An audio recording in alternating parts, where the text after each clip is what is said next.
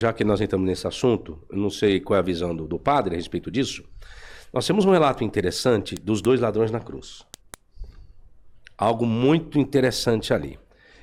Meu querido, coloca aí para mim Lucas 23, por gentileza, por favor. Lucas 23, Pedrão. Lucas 23, 43.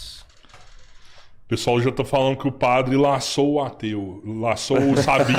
Ele não é ateu. Eu não sou ateu. O padre laçou o Sabino, ele é corrigindo. estudioso. O pessoal falou, o padre laçou o Sabino. É que o Sabino, O Sabino ele fala, já está filosofando. o Sabino, já. ele fala tanta parte que ele já achou, assim, dentro da Bíblia, da leitura exata que ele faz, que o povo acha que ele odeia, tipo, qualquer É que o pessoal não sabe o que é hermenêutica, né? gente. Odeia Hermenêutica... qualquer tipo de divindade. Então, só que eu sou um hermeneuta, um exegeta, senhor, neutro. me faça um favor. Sim.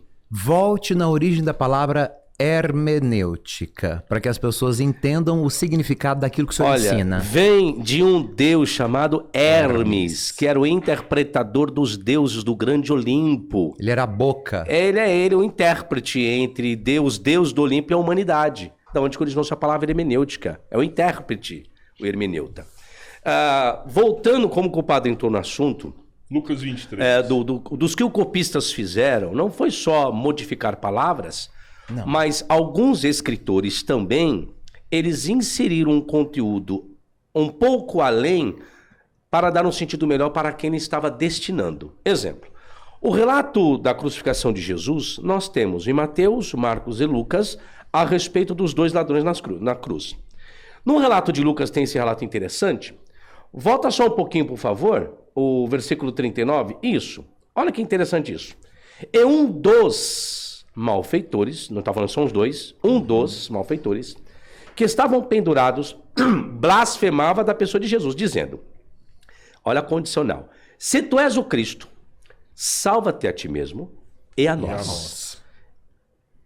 Aí, olha o que colocaram como quê? Isso como uma Fêmea. Seria isso uma blasfêmia? A pessoa colocar uma condição, duvidar se a pessoa é o Cristo ou não, se trata de uma blasfêmia, é isso? Se você for ver, não se trata de uma blasfêmia. Justamente. Eu estou trazendo uma condicionalidade, não estou afirmando. Você não é o Cristo, sendo e eu negar, eu posso até dizer que é blasfêmia, uma vez que foi comprovado que ele é o Messias. Agora, quando eu coloco a condicionalidade, eu não estou blasfemando, mas foi o que o escritor colocou. Se tu és Cristo, salva-te a ti mesmo e a nós. Isso não é blasfêmia. Mas o escritor está colocando nem o que é. maldade. Beleza, então também não.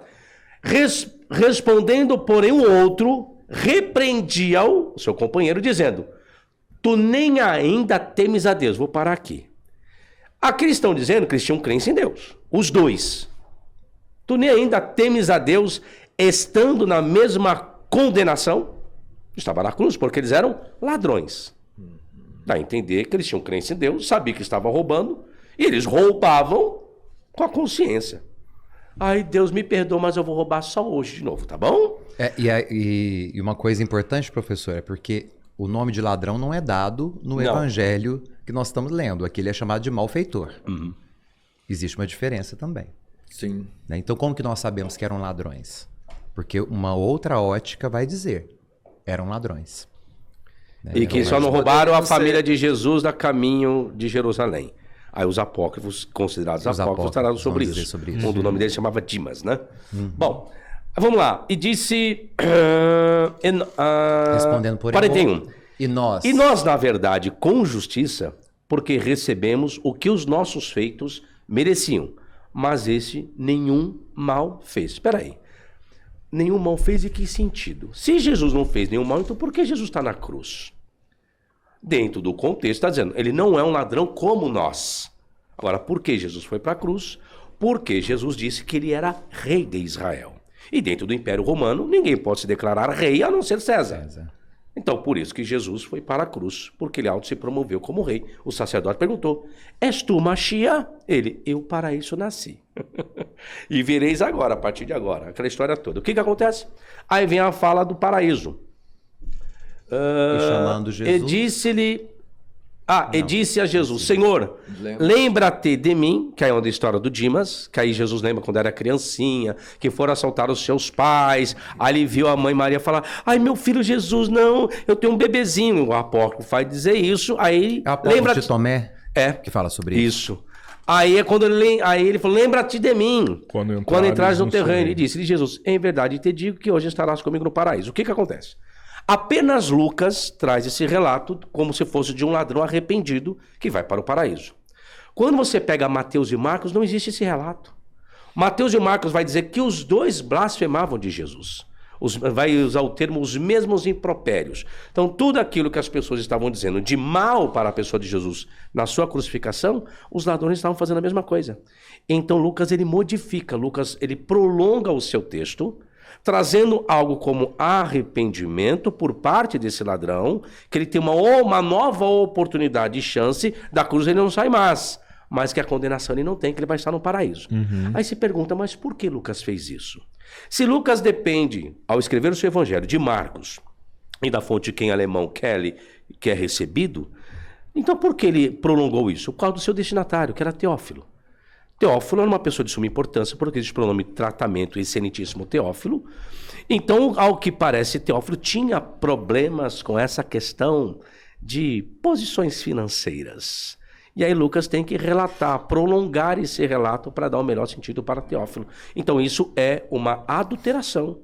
Então o escritor dessa narrativa, ele desrespeitou a sua fonte original, as fontes originais que até então ele tinha, porque no capítulo 1 ele dirá sobre isso, que ele vai procurar informações com aqueles que foram testemunhas oculares da história de Jesus. Então parece que ele está dependendo de alguém que já tinha relatado sobre esse relato, que no caso poderia ser Marcos, que a academia diz que foi o primeiro que escreveu o seu evangelho. Ele vai lá e faz um prolongamento da narrativa. Se você for encontrar a fonte, você não vai encontrar em lugar nenhum. A fonte de onde que ele prolongou isso. Então você tem questões, omissões e acréscimos propositados para dar um sentido melhor aos seus destinatários. Lucas modificou isso daí. Não só Lucas. Lucas modificou. Não? Não só Lucas. Todos os escritores, eles precisam adaptar o texto para as comunidades para as quais são destinadas as cartas. Sim. Então, no fato real, não tem um bom ladrão? O senhor vai responder. Existe um bom raparigueiro? A cara do Rodrigão. Não, é porque, cara, muda muita coisa se o bom ladrão não existir, pá. Sabe o que acontece aí? Muda muita Sabe o que coisa. acontece aí? Sabe o que acontece aí? O que é a real? Se você sabia? for pegar isso como verdade, que é o que o escritor quis transmitir para o seu destinatário, ok? Você vai quebrar a lei da semeadura. Exato. Porque ele roubou a vida toda conscientemente. E ele tinha Deus no coração. Tá lá, tu não temes a Deus estando na mesma condição? Eles eram crentes, eles não eram ateus, segundo o escritor coloca aí. E onde está a lei da semeadura? Então quer dizer que eu posso roubar, matar, estuprar, aí no último momento da minha vida, Deus me perdoa, viu, que eu estuprei ontem, tá? Eu já estou aqui, estado terminal, falar que só tenho 5 minutos de vida. Me leva pro teu paraíso. Ah, vai estarás comigo hoje no paraíso? Qual a lei da semeadura? O que eu colhi daquilo que eu plantei? Se Deus, Entende? se Deus assim quiser. Sim, para a exegese, o que o professor está dizendo é, de fato, a interpretação do texto àquilo que está no texto. Agora, quando nós olhamos para esse texto a partir da ideia religiosa da instituição, nós acreditamos na misericórdia. Então, até o último segundo é entre você e Deus. Pelo viés religioso aí no é assim. caso? Entraria o purgatório nesse caso ou não? Para ele não, porque Não. Jesus promete para ele imediatamente o paraíso. Entendi. Que é o tempo cairológico, né? Porque ele diz, ainda hoje estará comigo. Não, hoje era uma sexta-feira, Jesus foi para o sepulcro. Ele só ressuscita no primeiro dia da semana. Então, que hoje é esse que Jesus está dizendo? É um tempo que não está no espaço. É o tempo cairológico. É o kairos. É o E tempo só de pra Deus. galera que quiser fazer coisa errada aí, é o seguinte, você pode arrepender, mas aí você tem que falar com Jesus só se ele estiver do lado de você crucificado. Se você não tiver, você não consegue falar desse jeito com ele não, viu? Destrói Um outro exemplo, fala, não. pior. tudo que a gente Não falou. vai não, que vai dar ruim. Eu vou não dar um vai, outro não. exemplo pior aqui a respeito de Paulo. Eu sei que Paulo é muito idolatrado no segmento pentecostal, então nem se fala. Amo mais Paulo do que o próprio Jesus. Paulo é uma das figuras que ele desfez